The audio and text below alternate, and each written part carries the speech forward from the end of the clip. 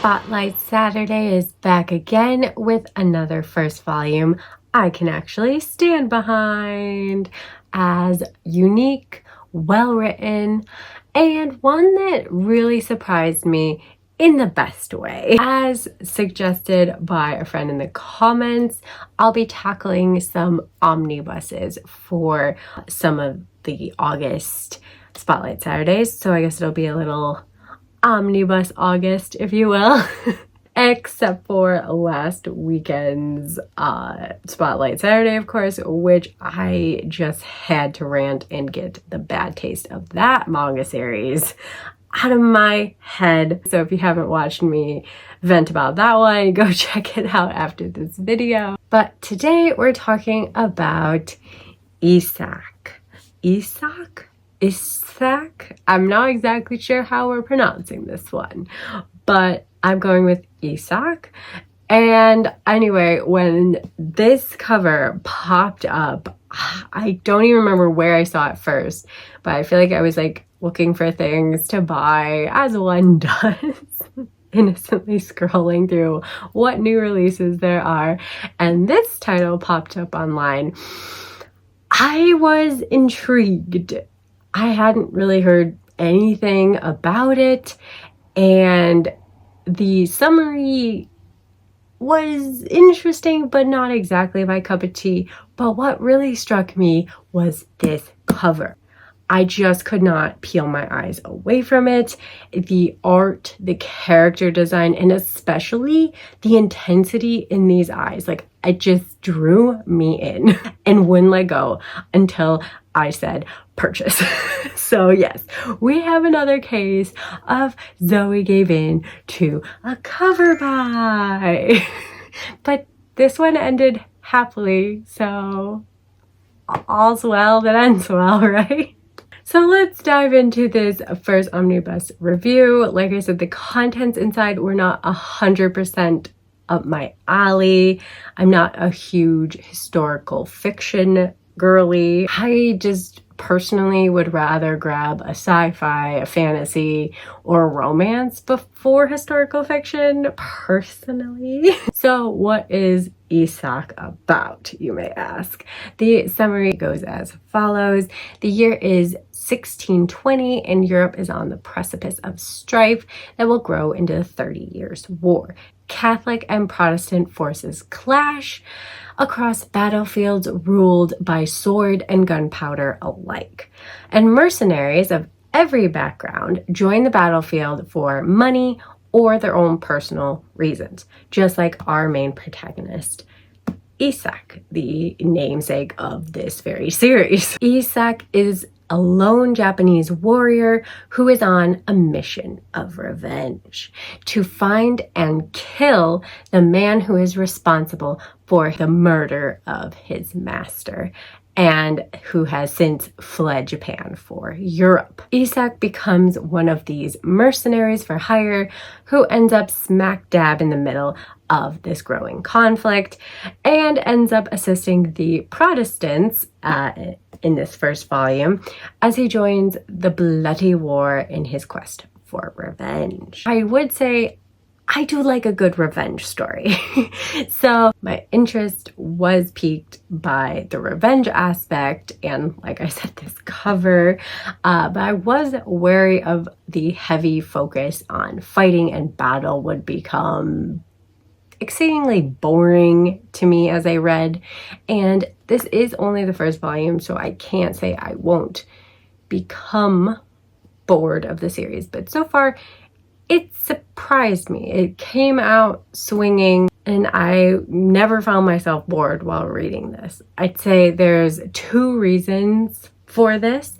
The first being there are a nice array of different types of battles and skirmishes alike that our story focuses on. The beginning incident of the story sees Issak saving a young girl from SA by a group of creeps in a small-scale fight, which serves to show us his fighting capabilities early on and that he's a decent human being that you could get behind, because though sad it may sound, he has no real obligation to save her, and yet he does so, and without expecting anything in return from this girl. So it gave me a good impression of our main protagonist, which is a good first step. And this girl that he saves, Zeta, also feels similarly towards him and offers her assistance to him throughout the first 2 volumes. It's a little thing, but I also have to point out on like a little tangent that I also appreciate that her offers for help were actually helpful.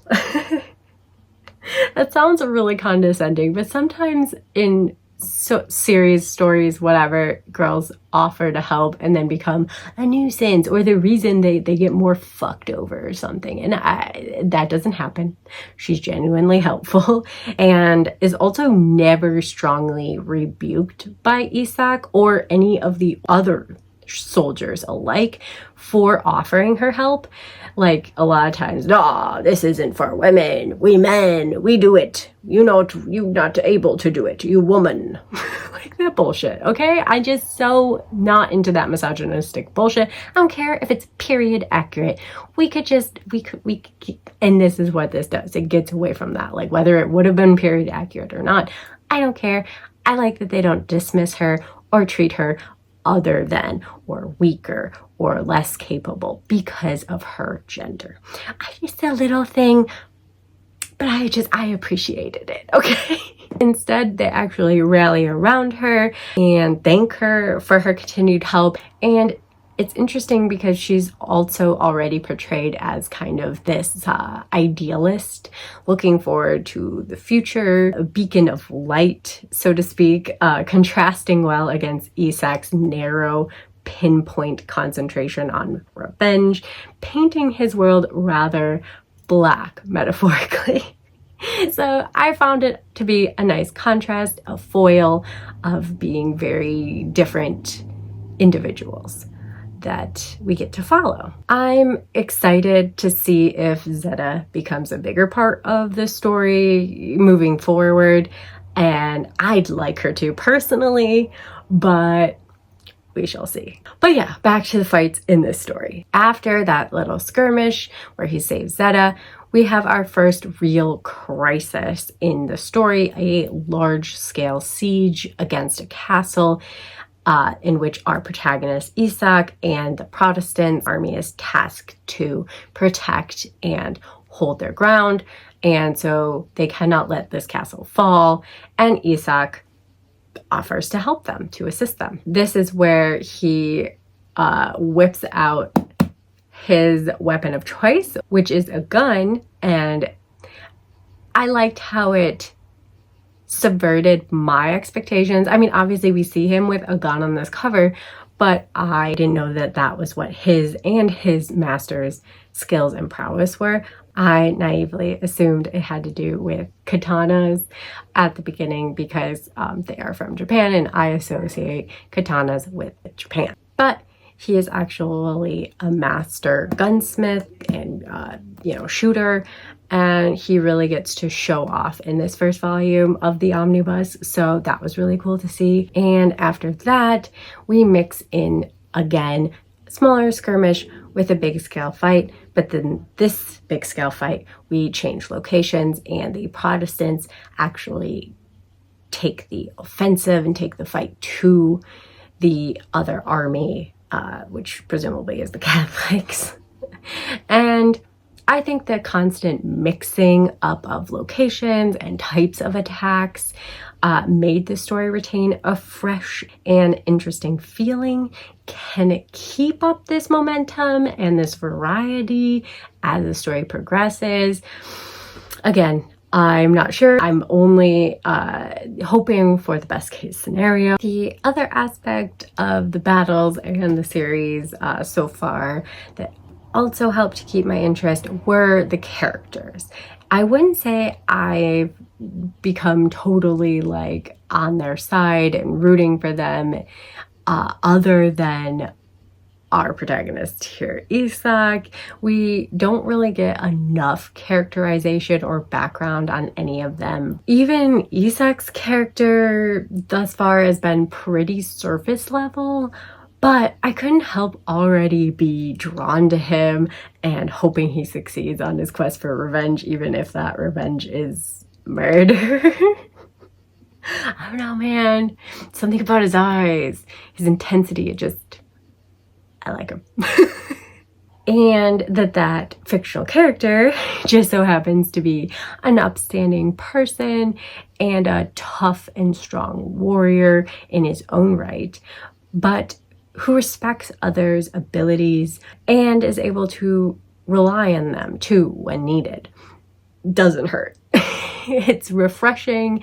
He's clearly not being shown to be this infallible, OP, overpowered character, even though I do love me an overpowered character. If you're going to root it in a historical story, I'd much prefer it to feel more realistic.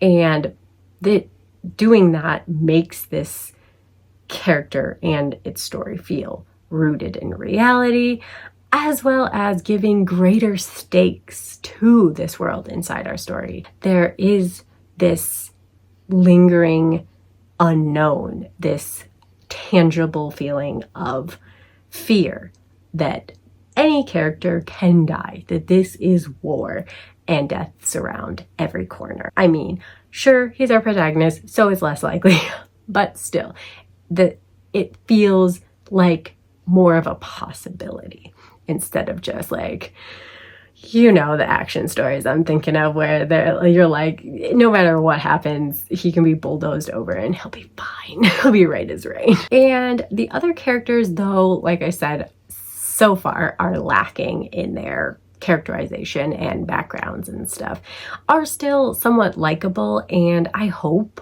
that we get more depth and nuance to their characters, though I think it's kind of hard to balance that when we're being thrown into a literal war that is constant life or death stakes throughout. Overall, they still made a good impression on me and made me hope that maybe they can all survive this series. I think this manga is well written and does what I want from every, piece of media, to suck me in and make me care about the world and its characters. It's effective in its world building and creating this atmosphere of tension in this story. So I'm really excited to see what it does next. Yeah. So that was Issak, and I'm so curious to hear if any of you have read this one as well, or after hearing more about it are interested in checking it out too, because I did not hear much about it. Maybe it's just me and I'm not, following the people that are hyping this one up, but I don't know. I just didn't hear a lot about it, and so I wanted to share my thoughts on it and maybe help you if you were either on the fence or had not even heard about it. But it also makes its feature in my manga haul video from this past Monday, as well as many other titles and new releases that I was super excited to pick up. I hope you enjoyed those videos as much as you did this one. Bye!